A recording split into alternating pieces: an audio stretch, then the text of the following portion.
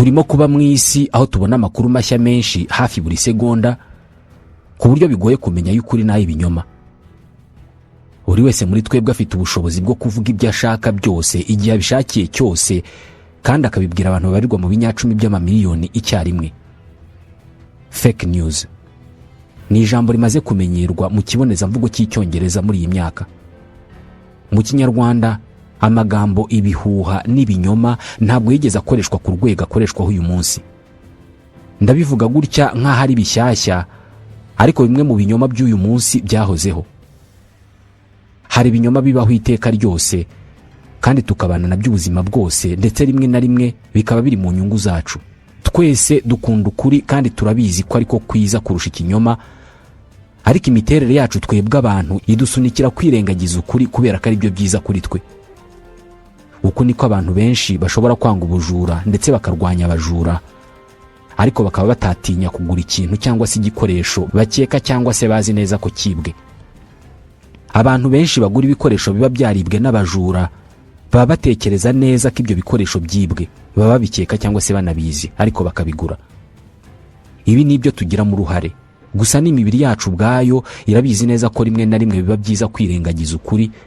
Ariyo mpamvu iyo turimo kureba umupira w'amaguru tumara iminota 90 yose twirengagije ukuri, kuko ibyo turimo kureba ari umukino wahimbwe. Uwo urimo kureba uwo mupira ntabwo uri mu kibuga, rimwe na rimwe abakina ntubazi, nibatsinda barahabwa amafaranga batari buguheho, ariko kubera ko batsinzwe ukumva ari igihombo kuri wowe. Uko niko muri sinema no mu bitabo dusoma tuba tuzi neza ko ibyo bintu ari imikino bakinnye, ariko mu gihe tumara tureba iyo sinema cyangwa se dusoma icyo gitabo, umubiri wacu ukatwibagiza ukuri. Muri uwo mwanya tukizera ibinyoma biri muri iyo nkuru, tubizi neza ko ari ibinyoma. Ndabasuhuje, nitwa Ismael Mwanafunzi. Reka muri iki kiganiro tuvuga uburyo uyu munsi dusa naho tuba mu isi yuzuye ibinyoma, ariko ntabwo ari iby'ubu gusa, ahubwo birasa naho muri kamere yacu twebwe abantu ibinyoma byagize umumaro ukomeye cyane mu kutugeza aho tugeze ubu ngubu. Ikinyoma ni kibi, nibyo, ariko se ni buri gihe? Ibiri muri iki kiganiro byose twabisomye mu gitabo 21 leçons pour le 21e siècle cya Yuval Noah Harari.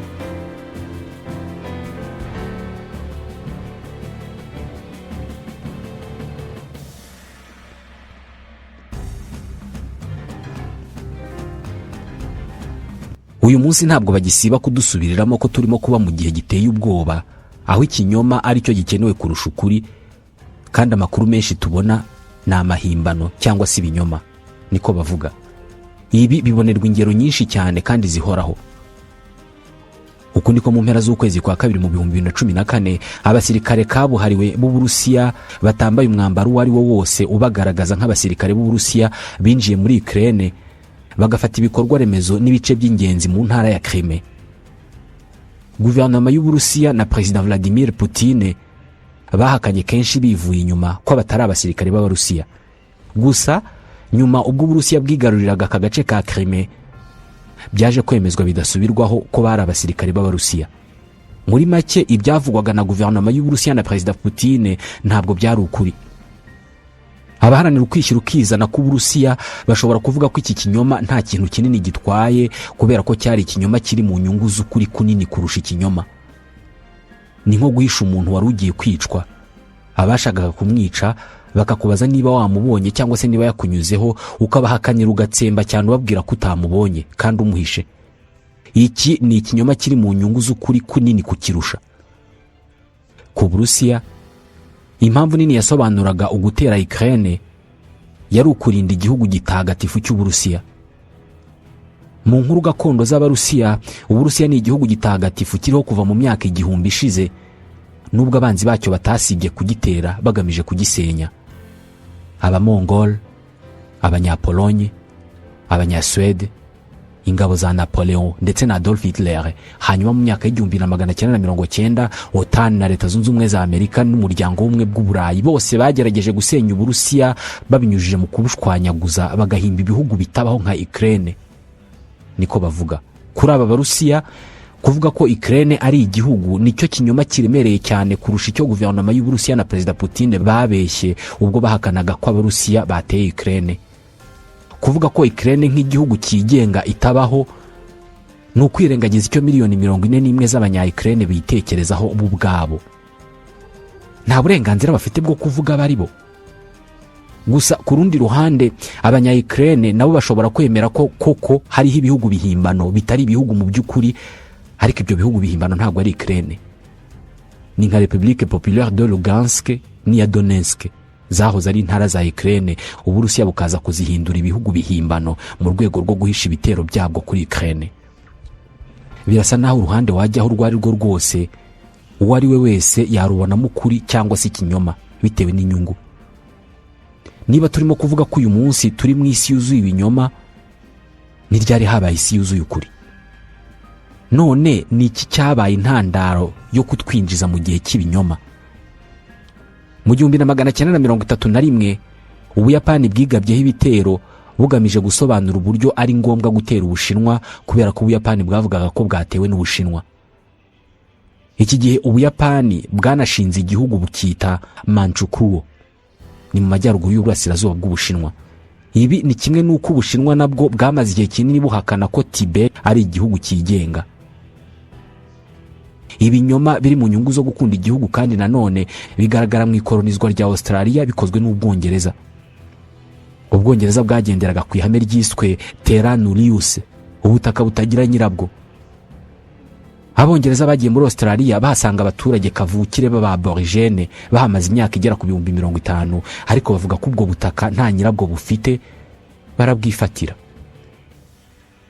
Ibi byongeye kubaho mu makimbirane hagati ya Israel na Palestine. Mu kwezi kwa kabiri mu mwaka wa 2016, umudepite wo mu nteko ishinga amategeko ya Israel Dr. Anat Beriko yabwiye inteko ishinga amategeko ko igihugu cyitwa Palestine kitabaho, ndetse ko n'abaturage bitwa abanya-Palestine batabaho kubera ko mu Cyarabu nta nyuguti ya pa ibamo. Ubwo se ni gute igihugu cyitwa Palestine cyabaho kandi n'izina ryacyo ubwaryo ridashoboka? Mu Cyarabu inyuguti ya F cyangwa se fa isimbura ya pa, ubwo Palestine bayita Falastine. Ntabwo turi mu gihe cy'ibinyoma, ahubwo ukuri nuko kuva abantu baza ku isi habayeho ibinyoma bidafatwa nk'ibinyoma cyangwa se bidafatwa nk'icyaha, kandi ntabwo byiteguye kurangira uyu munsi. Ibinyoma biri mu bitugejeje aho tugeze ubu ngubu kubera ko n'ububasha bwose twagize ku bindi binyabuzima biri ku isi bushingiye ku bushobozi bwacu bwo guhimba ibintu bitariho, bitanabayeho, bitanabaho, ariko kubera ko tubyizera twese bigahinduka ukuri.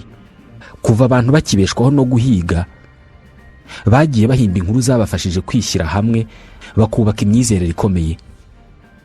Guhimba inkuru zitabayeho nibyo byafashije abantu gufata uyu mubumbe bakawambura ibindi binyabuzima byose. Ni twebwe inyamaswa z'inyamabere zonyine zifite ubushobozi bwo gukorana hagati yazo zitaziranye, ibyo zikabigeraho bitewe no guhimba ibinyoma, tukabikwiza hose, maze abasigaye bose bakabyizera. Iyo abantu bose bizera inkuru imwe, ubwo bose bakurikiza amategeko amwe nta gahato.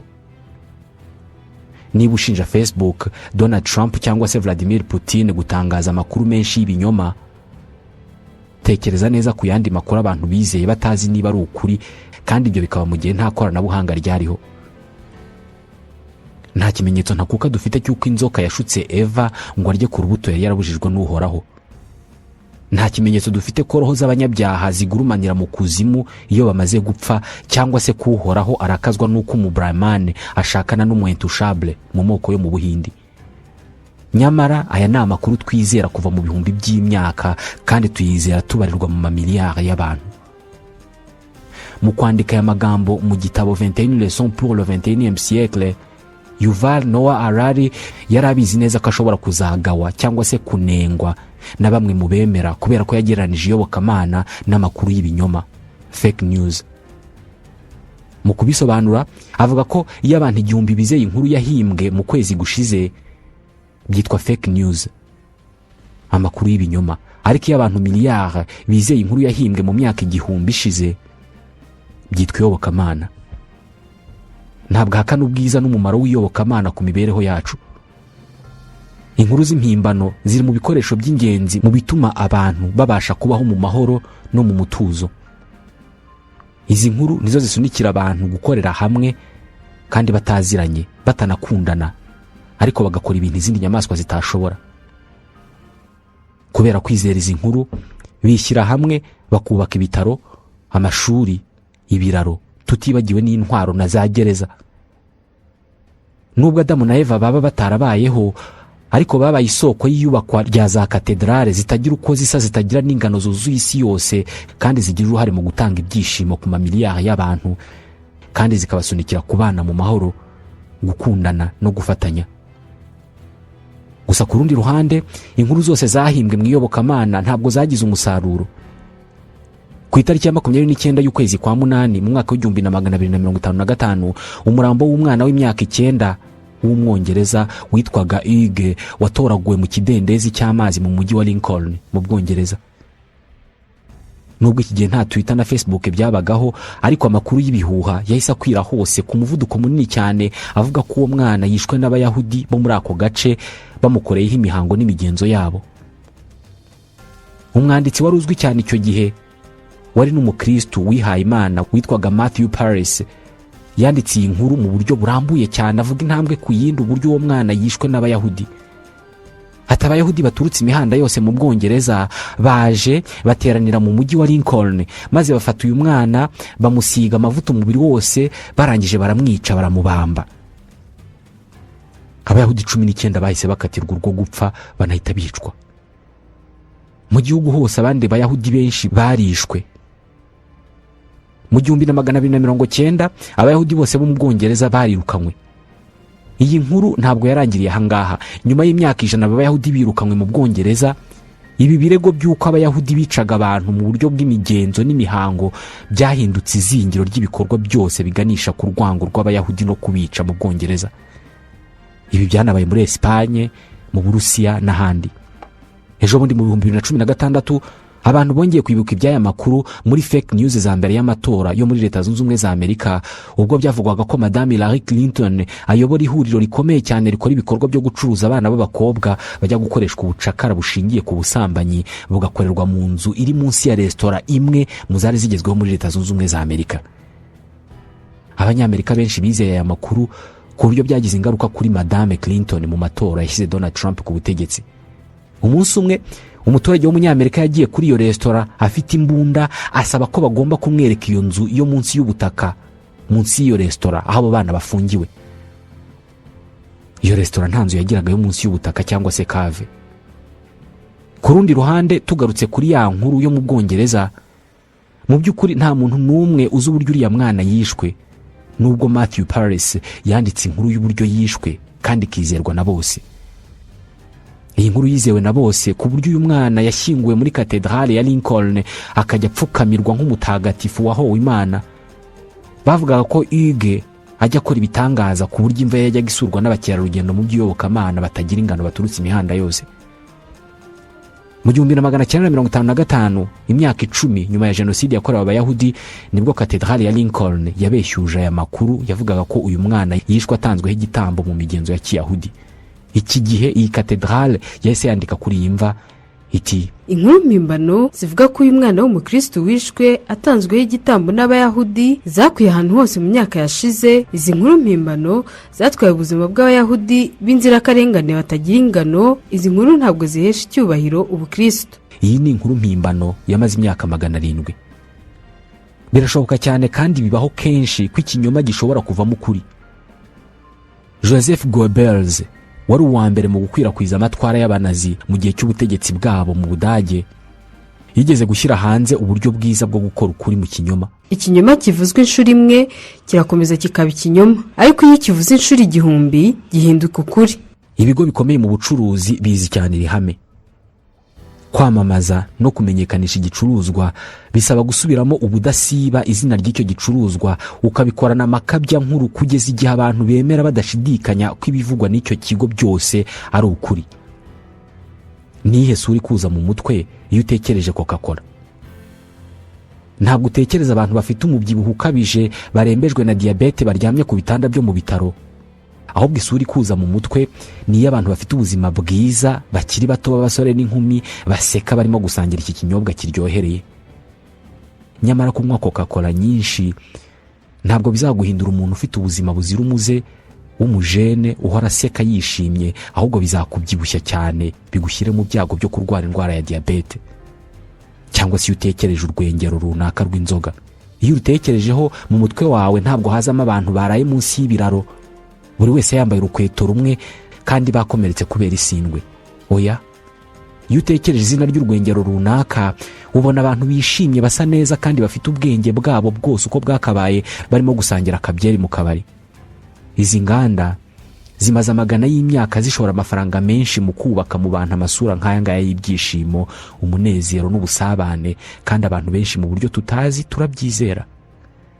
Ukuri guhari ni uko ukuri kutigeze na rimwe kuba kimwe mu byihutirwa mu buzima bwacu. Iyo ufashe ukuri ukaguhindura cyane bitewe n'uko wagiye kure mu myemerere cyangwa se mu myizerere runaka, biguca intege, rimwe na rimwe ugatangira kwizera ibintu bishobora kugaragarira buri wese ko bidashoboka. Nk'urugero, mu mwaka w'1905 umunyatanzania witwaga Kinjekitile Ngwale yavuze ko yinjiwemo n'umuzimu w'inzoka witwaga Hongo. Uyu muhanuzi mushya yari afitiye ubutumwa abanyatanzania bose. Yabasabye kurekera aho kuryana, ahubwo bakishyira hamwe bakarwanya Abadage bari babakolonije. Kugira ngo abereke ko ibyo basaba ari ibintu bishoboka cyane, yabahaye umuti bisiga, ababwira ko uwo muti uzajya utuma amasasu Abadage bazajya babarasa azajya ahinduka amazi, maji mu Giswahili. Nuko yashinze umutwe w'abarwanyi witwaga Maji Maji. Nuko bajya ku rugamba kurwanya Abadage bizeye neza badashidikanya ko amasasu y'Abadage ari buhinduka amazi. Ibi ntabwo ariko byagenze. Iyo Umudage yarasaga isasu ntabwo ryahindukaga amazi, ahubwo ryatoboraga umubiri w'umunyatanzania rikawuhinguranya hakikubita hasi agapfa. Inshuro nyinshi bigusaba guhimba inkuru irimo ibitangaza cyangwa se ibintu bidashoboka kugira ngo ubone abagukurikira cyangwa se abagukunda mu by'ukuri. Inkuru mpimbano zigira ingaruka ku kuri cyangwa se zigira ibyo zihindura ku kuri iyo zigamije guhuza abantu. Niba ushaka kureba urukundo n'ubudahemuka abantu bagufitiye, kubasaba kwizera ikintu kidashoboka kitanumvikana nibwo buryo bwiza bwo kubimenya, bwo kugerageza urukundo rwabo mu by'ukuri. Uko niko bamwe mu bavuga butumwa bizeza abayoboke babo bimwe mu bintu bidashoboka, nko kubabwira ko afite nimero ya telefone y'Imana kandi ko bajya banavugana, cyangwa se ko afite umuti ukiza ubukene n'ibindi. Ugasanga uwo muti ni nko kurisha ibyatsi. Ibihumbi by'abayoboke bakarambika inda hasi bakarisha. Abantu benshi bakora ibi baba bizeye ko ibyo babwirwa n'abo bavuga butumwa ari ukuri koko. Iki ni ikimenyetso ntakuka cy'urukundo n'ubudahemuka baba bafitiye aba bavuga butumwa babo. Umuyobozi mwese mukunda aramutse avuze ko izuba rirasira iburasirazuba rikarengera iburengerazuba, ntabwo haba hakenewe urukundo rwinshi n'ubudahemuka kugira ngo mumukomere amashyi, kubera ko ibyo avuze ni ibisanzwe, twese turabizi. Izuba rirasira iburasirazuba rikarengera iburengerazuba. Ariko navuga ko izuba rirasira iburengerazuba rikarengera iburasirazuba, abamukunda kandi by'ukuri kandi badashobora kumuhemukira nibo bazamukomera amashyi bakanizera ibyo avuze. Ni kimwe nuko igihe cyose abaturanyi bawe n'abandi bantu mubana bazaba bizera inkuru runaka uko yabimeze kose. Ushatse wakwizera ko abo bantu bazagira ubufatanye bukomeye cyane mu bihe by'amage. Mu birebana n'ubukungu, ibigo by'ubucuruzi n'amafaranga nibyo bintu bihuza abantu bagashyira hamwe kurusha amadini yose n'ibitabo bitagatifu byose bibaho. Ibi bimeze gutya mu gihe buri wese aba bizi neza ko ibingibi ari ibintu abantu bihimbiye bakabyumvikanaho. Ku birebana n'igitabo gitagatifu, umuyobozi w'idini runaka azakubwira ati jyewe iki gitabo gitagatifu ndacyemera kandi ndacyizera.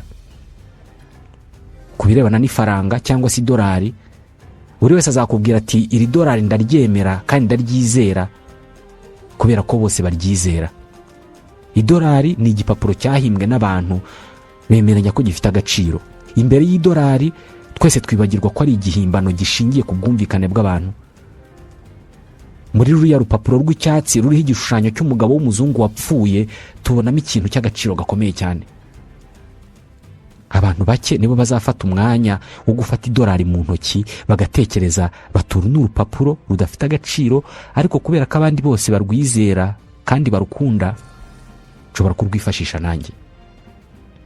iyo bitegereje ubwonko bw'umuntu mu byuma bya scanner d'imagerie à résonance magnétique fonctionnelle IRMF, bakabikora mu gihe uwo muntu barimo kumwereka igikapu cyuzuye amafaranga, ibice bimwe by'ubwonko bwe bitangira gutigita nkaho yakavuze ati ni ukuri kw'Imana iki gikapu ndagishaka.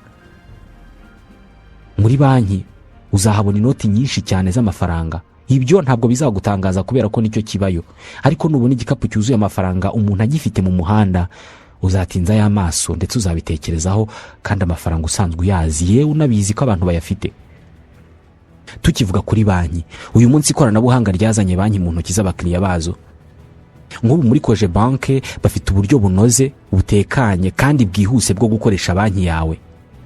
Ni ugukoresha telefone igendanwa ugakanda akanyenyeri 505 urwego. Ibi bituma ubasha kohereza amafaranga, kugura umuriro, kureba amafaranga asigaye kuri konti yawe ndetse n'ibindi.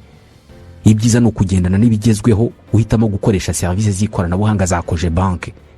Ukeneye ibindi bisobanuro wagana ishami rya Cogebanque rikwegereye cyangwa se ugahamagara 5050.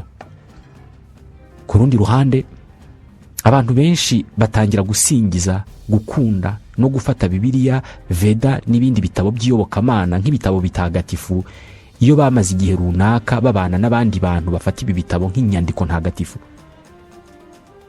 Twiga kubaha inyandiko ntagatifu mu buryo bumeze neza nk'uko twiga kubaha inoti zo muri banki. Birasa naho nta tandukaniro riri mu kumenya ko ikintu ari igihimbano gishingiye ku bwumvikane bw'abantu no kwizera ko ikintu gifite agaciro katagira ingano. Inshuro nyinshi ntabwo tuzi cyangwa se twibagirwa iri tandukaniro. Dufata urundi rugero. Uramutse winjiye mu kiganiro mpaka gishingiye ku mitekerereze yimbitse, buri wese mu binjiye muri icyo kiganiro cyangwa se izo mpaka yabona kandi akemera ko ibigo by'ubucuruzi, ibya leta cyangwa se izindi nzego ari ibihimbano bishingiye ku bwumvikane bw'abantu. Ikigo runaka cy'ubucuruzi twese turakizi, tuzi naho cyubatse, ariko mu by'ukuri icyo kigo ntabwo ari izo nyubako n'ibikorwa remezo byacyo, ahubwo icyo kigo ni inyandiko yasinywe n'abanyamategeko. Gusenya icyo kigo ntabwo ari ukujyana imashini ngo usenye inyubako zacyo, ahubwo ni ukwandika ko ya nyandiko yagishyizeho itagifite agaciro. Ibi wabirebera neza ku butaka bwawe, urabufite, uzi naho buherereye, ariko uzagerageze kubura icyangombwa cyabwo, nta butaka uzaba ugifite. Ibi kugira ngo ubyumve birasaba kwinjira cyane mu bitekerezo birebana n'iyi ngingo, ariko ntabwo buri gihe tubaho dutekereza bigeze kuri uru rwego. Niyo mpamvu ibigo byabo byigenga, iby'ubucuruzi n'ibindi tubifata nk'ibintu biriho bifatika nk'uko dufata inzovu cyangwa se abantu. Nyamara uyu munsi hariho ibigo bikomeye bitanagira inzu n'imwe cyangwa se ibindi bikorwa remezo, ariko ni ibigo bikora kandi bizwi. Gukunda umupira w'amaguru bisaba kuba wemera amategeko agenga uyu mukino. Ubundi mu gihe cy'iminota 90 ukibagirwa ko ari umukino wahimbwe n'abantu bakumvikana ku migendekere y'uwo mukino. Utabigenje uko wajya ubona bisekeje bitanakwiye kubaho kureba abantu 22 biruka inyuma ya ballon.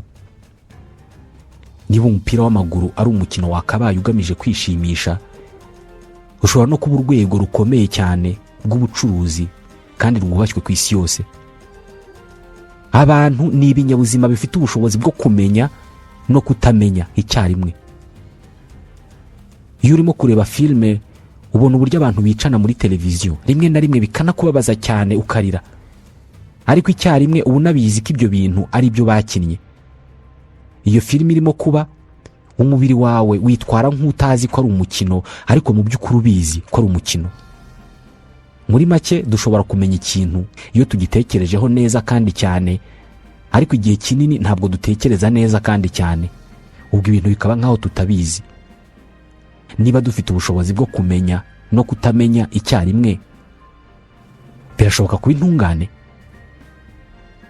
Mu gihe cy'abakurambere bacu, igihe twajyaga guhiga turi babiri, ngewe nkica inyamaswa wowe ugatahiraho, ntugire ikintu ufata, ubwo nagombaga kugabana nawe umuhigo wanjye.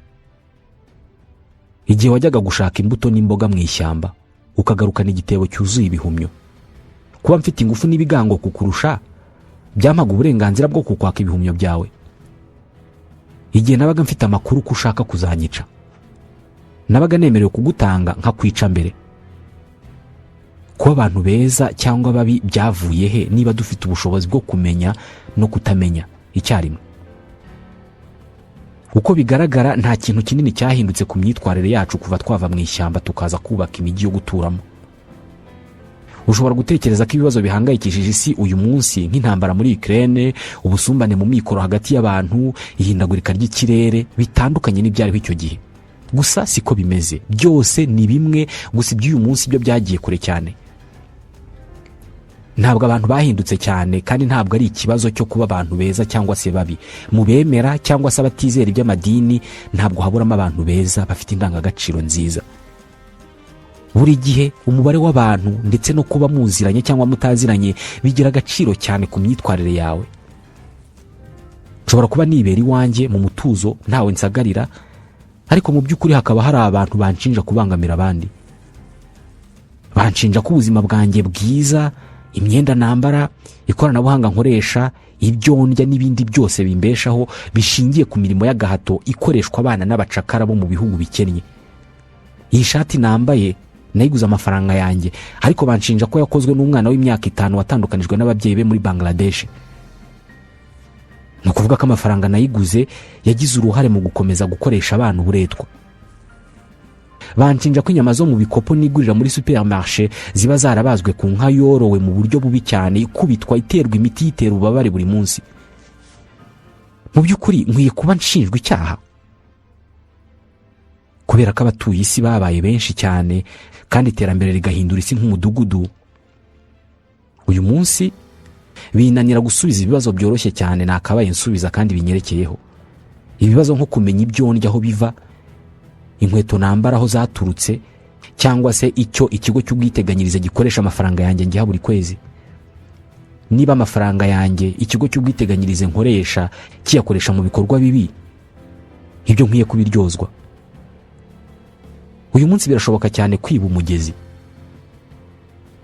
Umuhigi wo mu myaka ya kera yabaga azi neza aho ibyo arya biva, kubera ko niwe wabaga yabyishakiye mu ishyamba. Ninde wamudoderaga imyenda? Ni umuturanyi uryamye muri metero 20.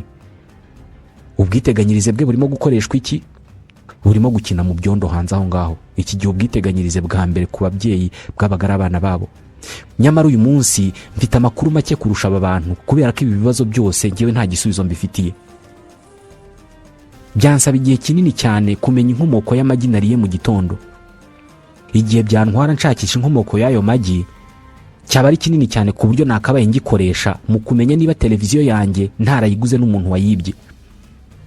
Ni gute nakwirinda kwiba mu gihe byinshi mu byo ntunze nabiguze n'ababyibye? Ese ibi nanjye bihita bingira umujura? Itegeko rya ntuzibe ryashyizweho mu gihe kwiba byari ugutwara ikintu kitari icyawe utabiherewe uburenganzira. Muri iki gihe cyacu ibiganiro byose birebana n'igisobanuro cyo kwiba biratandukanye cyane. Tekereza ko nafashe amafaranga yanjye 10,000 nkayaguramo imigabane muri sosiyete icukura petrol yanyijeje kujya inyungukira 5% buri mwaka. Iyi sosiyete irunguka cyane kubera kwinyereza imisoro ndetse yambura abakozi bayo, kandi kamena imyanda y'uburozi mu mugezi uri hafi aho ngaho ititaye ku buzima bw'abaturage bavoma amazi y'uwo mugezi. Ikoresha amafaranga menshi mu guha abanyamategeko akazi, abanyamategeko b'abahanga cyane bayifasha kudakurikiranwa mu nkiko. None iyi sosiyete twayishinja ko yibye umugezi wari utunze abaturage. Niba kwiba ari ugutwara ikintu cy'undi utabiherewe uburenganzira, hanyuma jewe waguze imigabane muri iyo sosiyete, nta nzu y'umuntu natoboye, nta muntu nambuye amafaranga ku ngufu, nta nubwo nzu uburyo iyi sosiyete ibona inyungu zingana uku nguku. None nanjye ubwo ndi umujura? Ni gute waba umuntu mwiza muri iyi si niba udafite ubushobozi bwo kubona amakuru yose akwerekeyeho mu buryo buziguye cyangwa se butaziguye? Nitwe binyabuzima byonyine bifite ubushobozi bwo kumenya no kutamenya icyarimwe. Tubashimiye ko mwadukurikiye muri iki kiganiro.